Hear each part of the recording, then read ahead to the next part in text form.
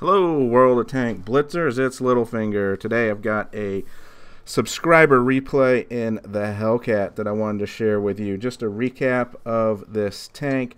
You can see the characteristics here. Not much in the way of protection, but good on firepower and shot effectiveness and maneuverability. This is a really good TD with 800 hit points. It does not have any hull armor whatsoever to speak of, only 13 millimeters on all sides. The turret armor is pretty good, and not so good on the sides and rear though. Speed limit is 65 kilometers per hour, and it has your standard tank destroyer gun, so it's got good penetration and does good damage as well. Alright, so here we are on Castilla top tier. You can see the makeup of his team consists of a heavy, 4 mediums, a light, and a TD. Makeup of the red team is 2 heavies, 2 mediums, 2 TDs, and a light. So I felt like they were making the right call here and going the light side, hoping that their team splits and they can pick them off. Now he almost makes it up this ridge, which I'm assuming he has tried and done before in maybe some lighter tanks. I've never tried getting onto this, and he actually shows me that you can get in onto this side as well, which turns out to be a pretty good sniping spot, but he's going to call out his team for camping all here.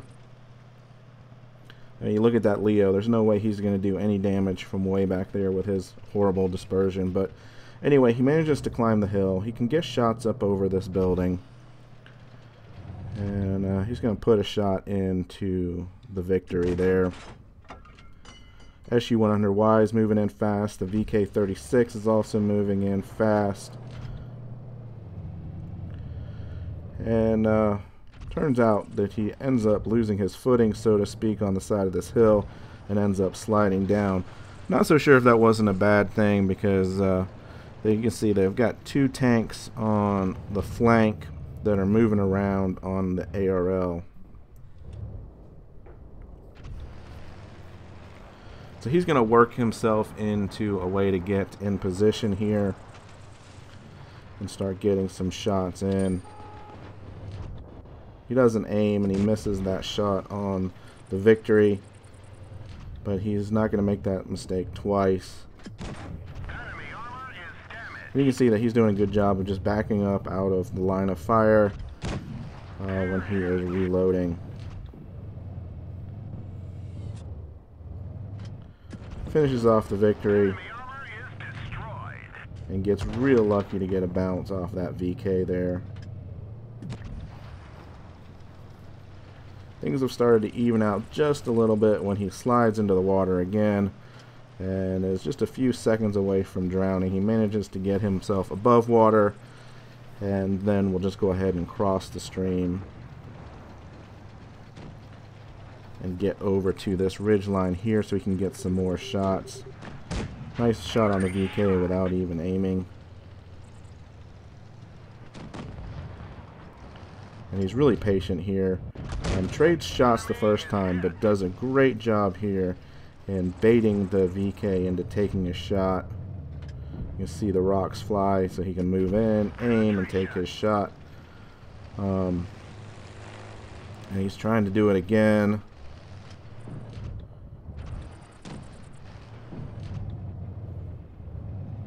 And sure enough, there's another bounce.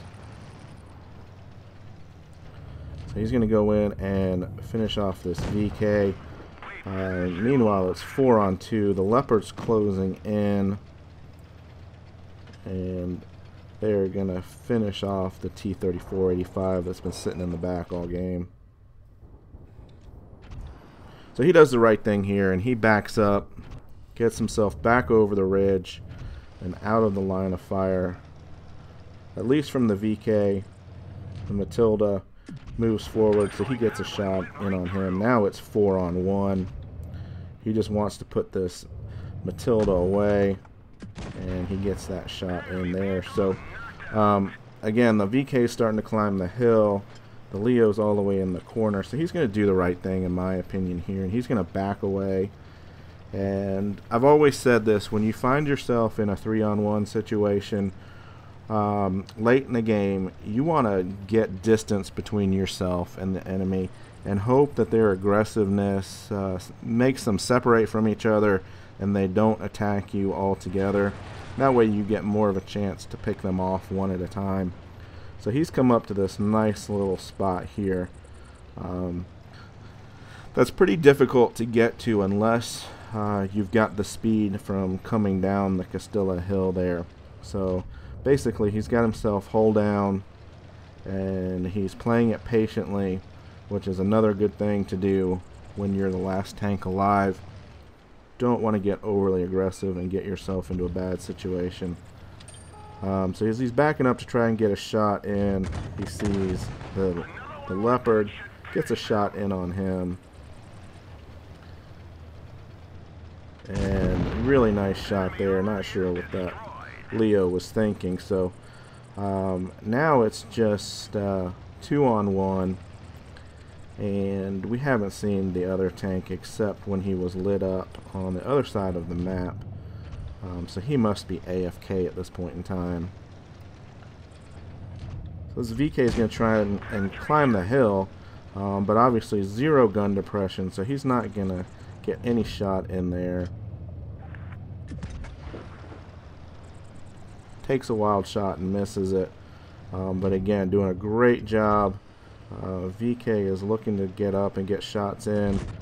He just misses that shot, and it goes into the ground.